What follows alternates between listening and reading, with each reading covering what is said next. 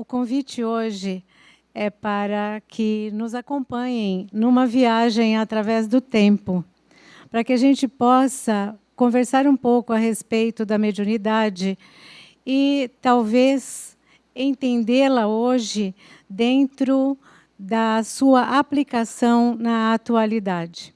Mas nós vamos começar lá atrás. Então, primeiramente, com essas duas frases, a de Joana de Ângeles, no livro Momentos de Saúde, na mensagem de número 12, ela diz isso que está aí. Na verdade, ali ela está se referindo a gente, és instrumento de intercâmbio psíquico permanente, mesmo sem que te des conta, emites e captas vibrações, ideias, energias mentais sem cessar. Então, todos nós temos essa condição em nós. Emitimos e captamos energias o tempo todo. E o Kardec, no Livro dos Médiuns, no capítulo 14, diz o seguinte: todo aquele que sente, em qualquer grau, a presença dos espíritos é, por isso mesmo, médium. E muitas pessoas falam assim: ah, mas eu não sinto nada, então eu não sou médium. Vamos ver se vocês vão continuar. Esses que pensam assim vão continuar com essa mesma ideia ao final da nossa palestra. Então, continuando, vamos começar agora a nossa viagem. Na antiguidade, antes desse primeiro registro que aí está sobre a presença dos espíritos, então já a mediunidade se mostrando em ação, o Herculano Pires, José Herculano Pires, um filósofo espírita brasileiro, já desencarnado, no seu livro O Espírito e o Tempo, e baseado em estudos de historiadores e antropólogos, ele afirma que a mediunidade existe desde que o homem existe. Então, lá nas tribos primitivas, no ambiente tribal, já existia manifestações mediúnicas. E Gabriel Delany, na sua obra O Fenômeno Espírita, ele fala mais ou menos isso. Com outras palavras, mas ele diz também que a mediunidade acompanha o ser humano sempre. Então, não é invenção de Kardec, não é invenção do Chico Xavier, não é invenção de ninguém. Se existe alguém que inventou a mediunidade para a gente, é Deus. Então, se alguém quer acertar as contas, é com ele. Bom, então, prosseguindo, o primeiro registro realmente, assim, registro feito na história está no livro Os Vedas, que é um livro hindu, acho que a maioria de vocês sabe, onde é dito um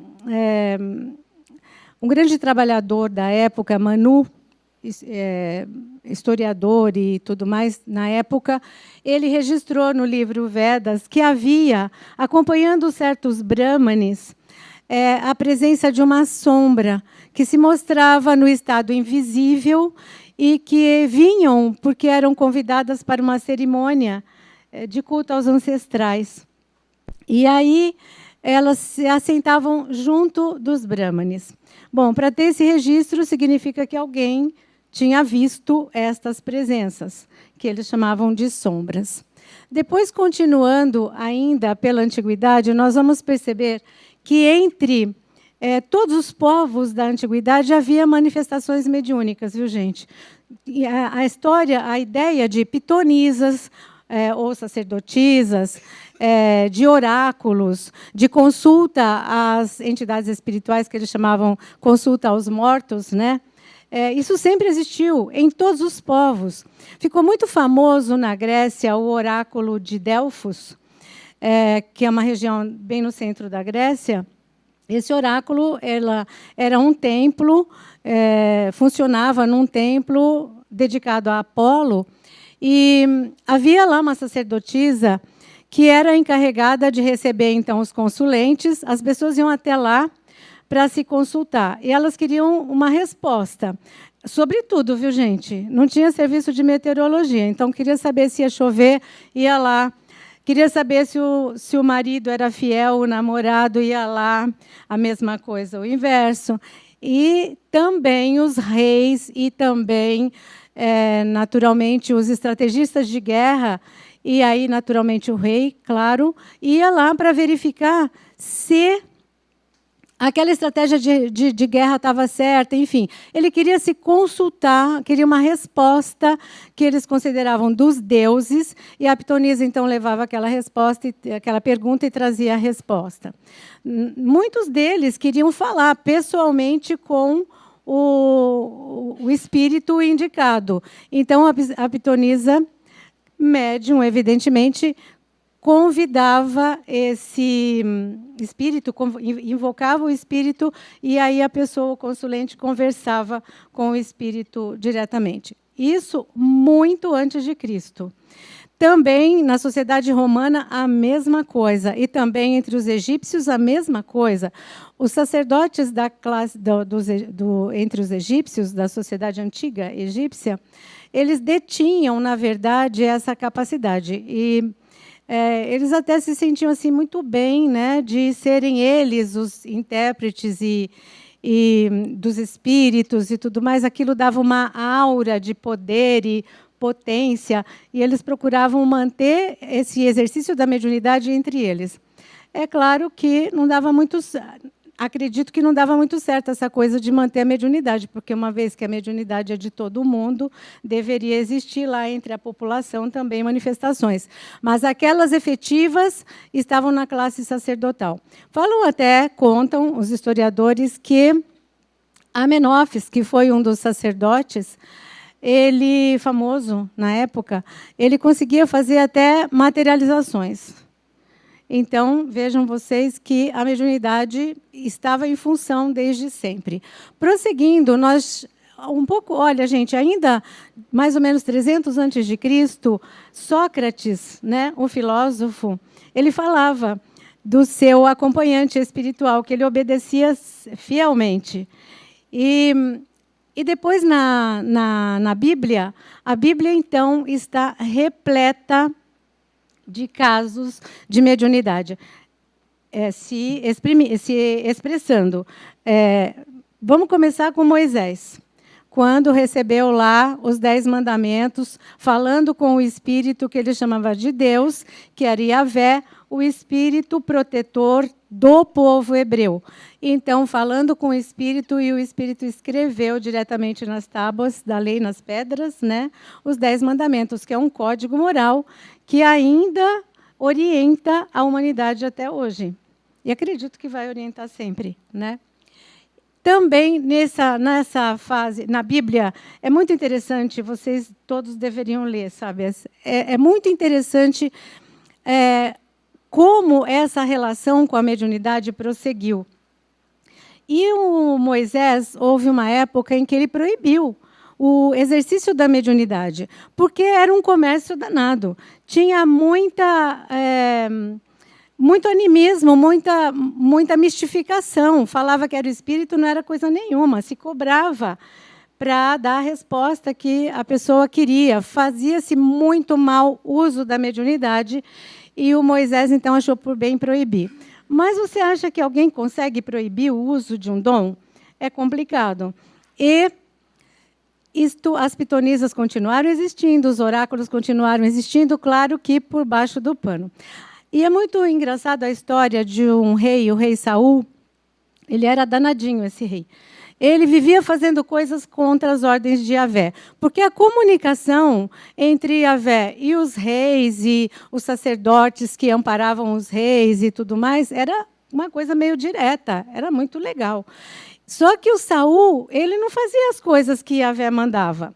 Depois, ele recebia uma punição e ele ia lá e falava, através do sacerdote, fala para Yahvé que se ele me conceder tal coisa, eu prometo que eu vou me comportar direitinho, mais ou menos assim.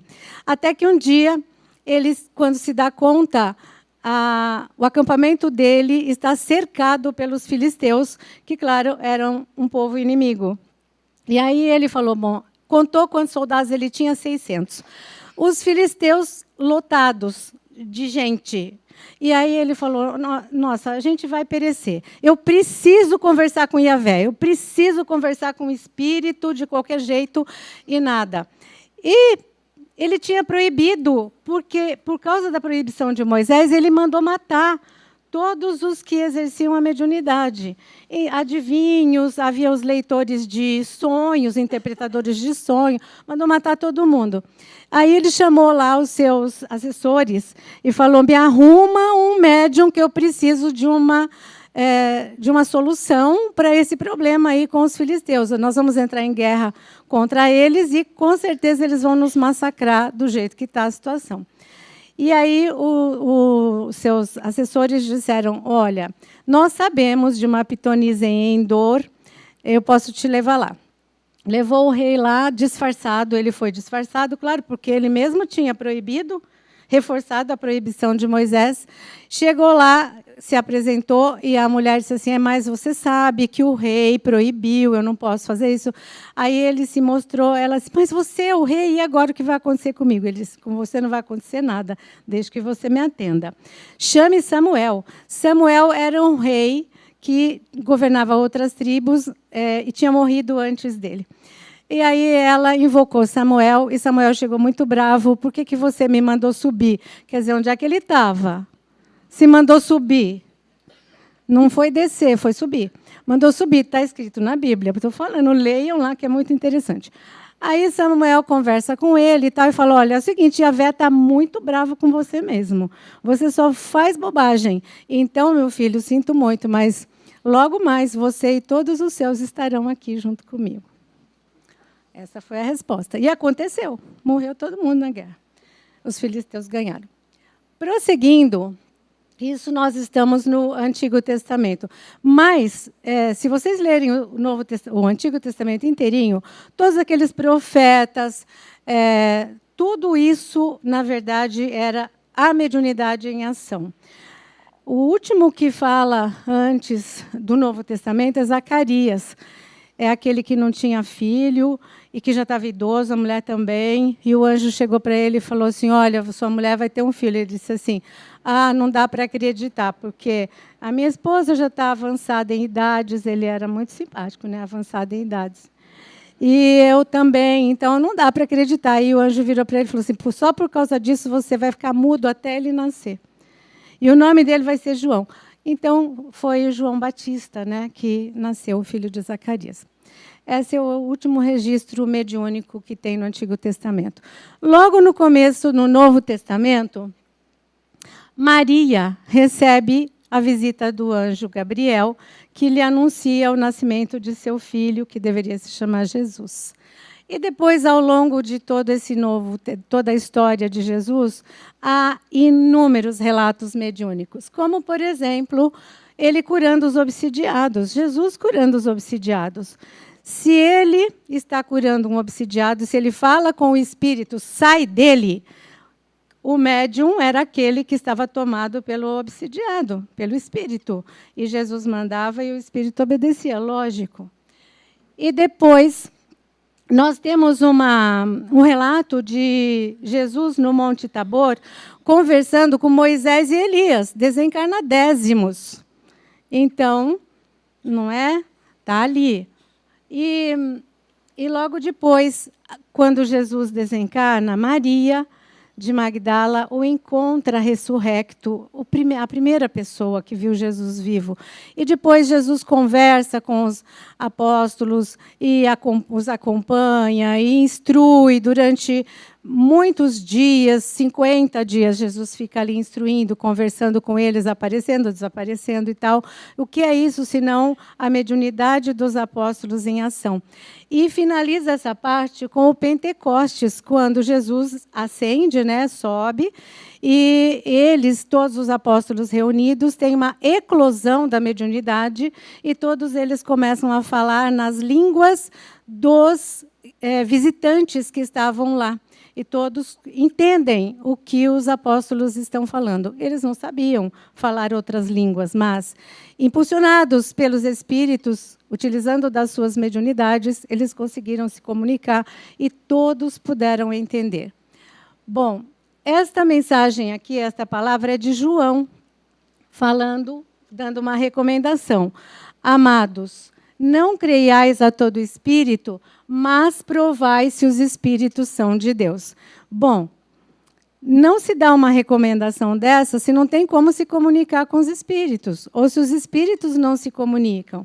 Então, está aí mais um registro da mediunidade. Cuidado, né? Para que a gente tenha cuidado com essas comunicações. Prosseguindo, quando o cristianismo foi institucionalizado, ou seja, quando definitivamente recebeu o nome de uma igreja, etc. e tal, a mediunidade foi proibida novamente, mas ela continua existindo. E nós temos os relatos que existem dentro daquele período negro, né, da história da humanidade, que é a Idade Média, onde médiuns eram levados à fogueira e sofriam torturas horríveis. E nós trouxemos 2 exemplos. Um foi Jan Hus, que ele era um reformador e ele pregava contra o clero. E quando ele começava a falar contra o clero, ele ficava extremamente envolvido, empolgado mesmo, e foi por isso que ele foi levado à fogueira. E Joana d'Arc, que falava que ouvia vozes. E essas vozes, na França, essas vozes diziam que ela precisava libertar a França. Desde os 13 anos dela, ela ouvia vozes. E uma voz que a orientava como se comportar bem, etc. Quando ela tinha 17 anos, essas vozes disseram que ela deveria, então, assumir a frente dos soldados e trabalhar pela libertação da França, que vinha penando sob o jugo da Inglaterra, o rei estava escondido, etc. Bom, resumindo, ela conseguiu essa libertação da França, colocou o rei no trono, só que o rei, depois que estava no trono, esqueceu dela. E ela continuou lutando, porque algumas províncias ainda estavam sob o comando dos ingleses. E ela foi presa numa dessas batalhas e, claro, foi levada com uma desculpa lá a um tribunal de inquisição e sofreu torturas horrorosas também e acabou na fogueira. São 2 exemplos que nós trouxemos do período da Inquisição, mas foram milhares de mortes nesse mesmo padrão. Prosseguindo. Avançando no tempo, a mediunidade nunca parou. E nós temos, mais ou menos por volta de 1700, a presença de Emanuel Swedenborg, na Suécia. Esse médium, esse homem, ele era detentor de conhecimentos impressionantes sobre todas as ciências da época. Extremamente inteligente, simpático. Ele começa a apresentar fenômenos de vidência e de clarividência, com muita clareza. Uma época, nessa época específica em que toda a mediunidade veio à tona, ele estava a 400 quilômetros de Estocolmo e relata um incêndio. Ele estava numa mesa, numa reunião de trabalho. E ele relata um incêndio que estava acontecendo em Estocolmo naquele exato momento. E depois tudo se confirmou. Daí para frente, ele continua num trabalho mediúnico, acaba criando uma igreja própria. Também é muito interessante. Tem um livro chamado A História do Espiritismo, do Sherlock Holmes. Como é o nome dele? Conan Doyle. Ai, obrigada, quem me salvou. Conan Doyle, que tem toda essa história. Convido vocês a ler também esse livro. Depois de Emanuel Swedenborg, vão aparecendo pelo mundo médiuns muito interessantes, chamando a atenção. Por quê? Porque a espiritualidade queria mostrar para o mundo a sua presença, a continuidade da existência da vida. Então, ao mesmo tempo em que os espíritos apareciam, a mediunidade estava ali em funcionamento. E depois dele, nos Estados Unidos, há um relato interessantíssimo de um médium chamado Andrew Jackson Davis. Esse era o contrário do Swedenborg. Era absolutamente inculto, até meio burrinho. Só que, quando ele incorporava os espíritos, como a gente diz, né, na linguagem popular, incorporação, através, então, dessa mediunidade de psicofonia, ele discorria sobre todas as ciências, e, principalmente, ele falava muito sobre... Ele fazia diagnósticos médicos, trabalhava com cura. Logo depois dele, aparece nos Estados Unidos o caso de uma tribo, um grupo de pessoas, um ramo dos Quakers, que vieram da Inglaterra, chamados Shakers. Esses eram pessoas de uma vida casta, que tinham lá a sua comunidade rural, etc., e tinham um serviço religioso toda noite. E um dia bateram na porta e o chefe do serviço foi abrir e... Vum! Um monte de espíritos de índios, peles vermelhas, entraram e começaram a se comunicar através das pessoas que lá estavam. Então, a mediunidade funcionando ali entre os Shakers. Eles permaneceram vindo a essas reuniões durante 7 anos, e depois falaram que iam sair, mas que iam se espalhar pelo mundo. E isso foi o que aconteceu. Logo depois, ainda nos Estados Unidos, houve o fenômeno que é considerado o marco anterior a Kardec, ao Espiritismo, ao início do Espiritismo, que é o episódio das Irmãs Fox em Hydesville, onde se estabeleceu um contato através das batidas, né? E elas conseguiram falar com Charles Rosma, que era o espírito que havia sido morto ali, o seu corpo havia sido morto ali naquela casa, e ele queria, de qualquer maneira, se comunicar. Então, esse foi o primeiro fato registrado na história, e considerado o predecessor, então, do Espiritismo. Em 1954, na França, Kardec é convidado, ele chamava-se Hippolyte Léon Denisard Rivail, e ele é convidado a uma reunião de mesas girantes. E aí ele começa a se perguntar se a mesa dá uma resposta inteligente, então é porque não é a mesa, tem alguém aí atrás. E ele começa, então, a trabalhar sobre isso, e logo depois, em 1857, em 18 de abril, sai, então, a público a primeira edição do Livro dos Espíritos. E logo depois, em 1861, ele traz um código de comportamento da mediunidade, que é o Livro dos Médiuns, que todos nós devemos estudar, e que a gente pede muito para os alunos: leiam, estudem, porque é o código de orientação da nossa mediunidade, de acordo, inclusive, com os ensinamentos de Jesus. Muito bem. Temos, nessa mesma época, quase que contemporâneo de Kardec, experiências muito interessantes com a mediunidade e a comprovação da existência dos espíritos. E uma experiência muito interessante foi feita por William Crookes, com a médium Florence Cook, que era doadora de ectoplasma, e, através, então, dessa mediunidade, ele conseguia materializações de um espírito chamado Kate King, e esse espírito se apresentou durante 3 anos nessas sessões de materialização e trouxe inúmeros conhecimentos, então, ao mundo, nosso mundo, né, encarnado, através dessas aparições, dessas materializações. Muito bem, para frente. Em 1910, e o Brasil, né? Como é que está nessa história? Estou falando de lá de cá. Em 1910, nasce no Brasil Francisco Cândido Xavier.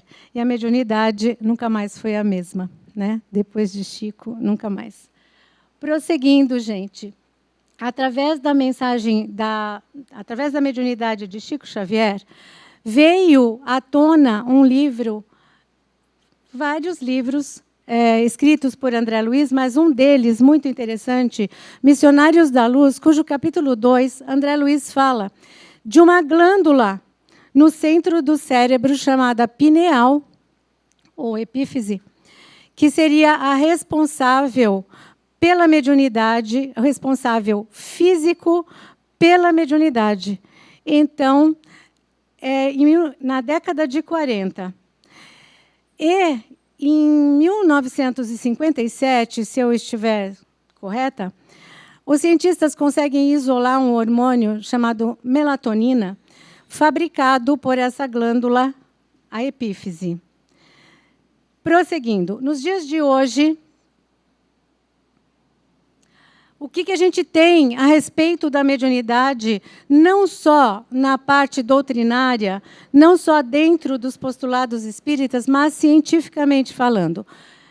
Em 2013, veio a público o resultado de um estudo muito sério, científico, feito por 4 universidades brasileiras, uma de Minas, uma de Goiás, 2 de São Paulo, entre elas a USP, onde se estudava as obras de André Luiz, onde ele falava da epífise ou pineal, e se isso correspondia ao que se conhecia cientificamente. E o resultado foi que, sim, tudo que André Luiz tinha dito lá, já na década de 40, correspondia ao que cientificamente eles podiam confirmar. E, junto a essas universidades, um grande médico e cientista da atualidade, Dr. Sérgio Felipe de Oliveira. Dr. Sérgio Felipe de Oliveira, aí está. Ele se dedica há muitos anos ao estudo dessa glândula pineal e da mediunidade. Como médico espírita, ele sempre se interessou por isso, e ele fez estudos incríveis a respeito. E uma das coisas que ele fez foi dissecar, partir uma glândula pineal. Segundo ele, a pessoa estava morta já, tá? Ninguém precisa se preocupar. Então, o que ele encontrou? Bem lá no centro do cérebro, aquela coisinha lilás que vocês estão vendo lá, essa é a bendita glândula pineal. E, prosseguindo, aí também dá para vocês verem agora, assim, dentro da cabeça, né, com o cérebro guardadinho lá, onde fica a pineal. É esta ali, rosinha. E o doutor Sérgio Felipe, então, cortando, dissecando uma pineal, que é isto aí que ele encontrou, as camadas, né? Então, ela é feita de camadas, claro que com microscópios superpotentes. Ele viu as camadas, que ele compara até com as camadas do tronco de uma árvore. E dentro dessa pineal, ele encontrou esses crocantes aí. Esses crocantes são cristais de apatita. Apatita é um mineral, vocês sabem. Mostra para mim, Bruno, por favor. É esse mineral, lindo, né? É uma pedra. Então, dentro da glândula pineal, que é minúscula, existem os cristais de apatita. Então, quando Joana de Ângeles, lá no começo, falou que todos nós emitimos e captamos ondas magnéticas, por quê? Porque nós temos dentro do cérebro esta glândula, que é, na verdade, um receptor e emissor magnético. Ele chama de complexo pineal, porque ainda não se sabe de tudo a respeito da glândula pineal. Daí, todos nós temos pineal, cada um de um jeito. Todo tem a sua pinealzinha bonitinha. Vocês estão interessados em saber como é a sua pineal? Eu queria saber como era a minha.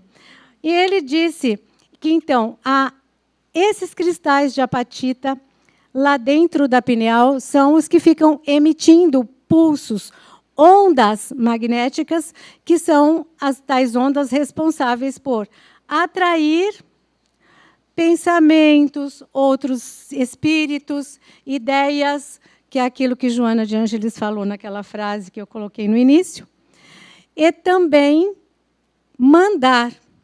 Então, quando a gente pensa em alguém que está lá longe, e esse alguém depois te telefona e fala, eu estava pensando em você, é resultado da nossa glândula pineal. Ela está emitindo. Mas isso é meio utópico? Não é nada utópico, isso é científico.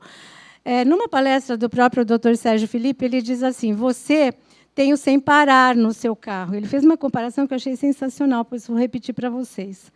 Você tem o sem parar no seu carro. Aí você chega lá no pedágio, até no shopping, né, nos estacionamentos, você chega e a porteira recebe uma onda magnética que manda para o computador, né, do sem parar, e lá já até diz se você pagou ou não, né, porque se você não pagou, ela bloqueia.